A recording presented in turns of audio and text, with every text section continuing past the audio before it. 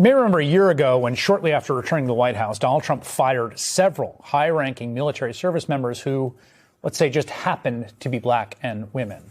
They included the chairman of the Joint Chiefs of Staff, that's a big deal, the chief of naval operations, and the U.S. representative to NATO. There was no reason to think any of them had done anything wrong with their duties. Well, today, the New York Times is out with explosive new reporting that gives a little insight into the decisions being made at the Pentagon.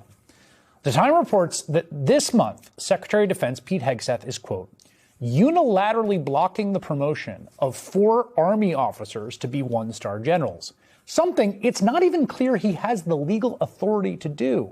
It's really, really irregular. The Times explained that 2 of the officers targeted by Hegseth are black and 2 are women. They all had, quote, decades-long records of exemplary service. But Hegseth removed them from a promotion list that consists of about 36 officers, most of whom are white men. The Times is reporting, based on interviews with 11 current and former military officials, 3 of them told the Times about a dust-up last summer. Listen to this. It was between Hegseth's chief of staff, Buria, and the Secretary of the Army, Dan Driscoll. Now, the Times reports, quote, that Buria chastised the Army Secretary for selecting Major General Antoinette Gant, a combat engineer who served in Iraq and Afghanistan, to take command of the military district of Washington, located there in D.C. Buria told Driscoll that President Trump would not want to stand next to a black female officer at military events. I'm going to repeat that. According to the Times, the chief of staff to the Secretary of Defense told the Secretary of the Army that the President of the United States would not want to stand next to a black woman officer at military events. Now, in that one case last year, the Times reports that Driscoll argued with Buria that, quote, the president is not a racist or sexist. Let you be the judge of that. But General Gant did ultimately get the promotion. The same right now cannot be said for the other 4 this month.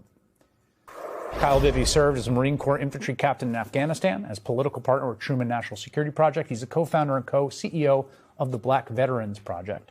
April Ryan's the longest-serving Black White House correspondent, who's now at the Contrarian, where she hosts The Tea with April Ryan, and they both join me now. Kyle, since I have you here, and you yourself are a veteran, I have to say, I mean, I think the threshold for being shocked is very high these days. I found that quote almost knocked me out of my chair. What's your reaction to it? Well, I think a lot of people are going to be obviously shocked, but not necessarily surprised, as they say. If you look at this history that we've had at this administration, I mean, you opened with the firing of General Brown, Admiral Franchetti. There was the controversy around Black history being removed from the DoD websites. After some uproar, they silently put it back. They scrubbed Jackie Robinson, of all people, and his service off the DoD website. Yeah. So, there was the controversy regarding Christian nationalist religious leaders being brought to speak to the troops. I think that it's a very clear message that's being sent here to service members, to people who maybe are thinking of joining the military, that Black service members are not welcome, that women are not welcome. The rules and changes to expel gay and transgender service members, it is a very clear message that this is a military that's going to be led by a white nationalist movement. April Ryan, having covered this administration and having been the target of some of the president's vitriol and venom at times, your reaction to this reporting from the Times? It's great reporting, but there is hypocrisy from this administration. If we just look back a couple of weeks ago, Condoleezza Rice, who at one time happened to be then President George W. Bush's one of his chief confidants and Secretary of State, and also in the intelligence community, happened to be at the White House recently. And she was in the East Room.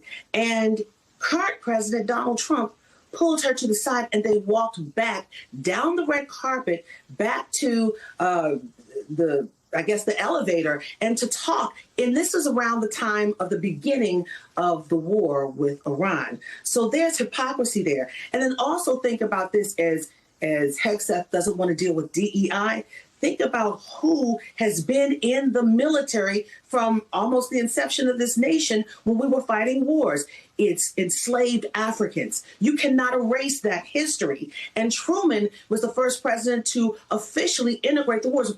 African Americans have been fighting in U.S. wars since before the Civil War. So they need to get their history right and figure out what they're going to do, because you can't change this history. The facts are the facts. You know, it's striking to me, and I don't want to overstate the case about the U.S. Armed Forces, but it does strike me that in a country that can be very segregated in many ways, if you just look at like the demographics we have in residential segregation and education, that, to April's point, you know, it was one of the first institutions to be desegregated in the United States. It was one of the early civil rights fights in the 20th century, before the sort of peak of that civil rights, those desegregation fights in the 50s and 60s. That it also has been kind of a model of pluralism and integration and sort of multiracial coming together, and to watch what Pete Hegseth is doing to it just seems so anathema to them. Yeah, you know, I think there's, you know, that old saying, accusations are confessions. You know, Pete Hegseth comes into this saying, oh, he's going to depoliticize the military. It's the exact opposite of what these people are doing. They are, again, interested in a white nationalist project. And unfortunately, you know, it really is... it undermines really the centerpiece of military history. As you said, one of the first institutions to desegregate, U.S. military. People generally view the military as a place where meritocracy and you know, supporting one another is very important for our role, because our lives may depend on the people next to us. And we've always been a reflection of this country. So, you know, to implement what we've been calling this sort of like neo-segregationist movement within the military and within our broader society, it really serves not just as a slap in the face of people who served, but also ultimately makes us less safe. We don't have a safe democracy without a representative military. Well, and also, April, I mean, your point there about the sort of, you know, they have couched everything as, quote, DEI and wokeness and on and on and on. I mean, I think it doesn't really even pass the sniff test or laugh test when you're talking about like promotions to one-star general. It just that is not what's going on here, quite clearly. It's not. But it seems to me that they have used that rhetoric to basically smuggle in what is just very old-fashioned discrimination, like not giving someone a promotion because they're black or a woman is just a straightforward violation of the 14th Amendment of the U.S. Constitution, illegal under statute, but also just the oldest thing in the book. There's nothing newfangled about it. Right.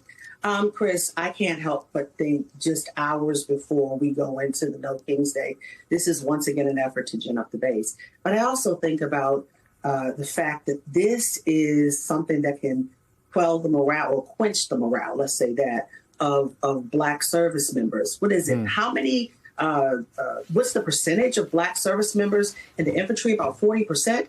If I were black and hear that, I would say, well, why am I here? I can't, there's no room to rise. And I can't also help but think about the late, great General Colin Powell, who believed in affirmative action. He was a Republican. Many Republicans didn't agree, but he understood the basis of what the military was founded on. And he kept promoting that. And then you have Hegseth, who is anti-woke, anti-DEI. This administration is making it clear who they support and who they don't, but they're not standing with what has happened in the Republican Party and what this country has done when it comes to the military. Who would want to support and fight in the military, seriously, when if you are a minority thinking that you have no room to rise to greater heights?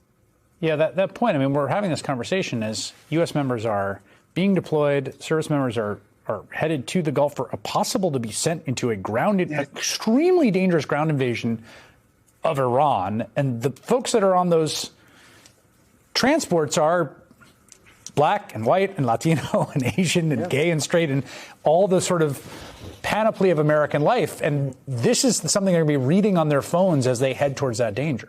Yeah, it's a real slap in the face, you know, to think that you would be sent downrange on a mission, you know, another potentially endless war in the Middle East with no defined strategy or goals. And then you're going to come back to the United States and have Pete Hegseth cherry pick your promotion after your peers go through a robust process of determining whether or not you're worthy of that rank. It's a slap in the face. And quite frankly, you know, it's going to undermine the morale of the troops, I'm sure. Kyle Bibby and April Ryan, thank you both for making a little time for us tonight. Appreciate it.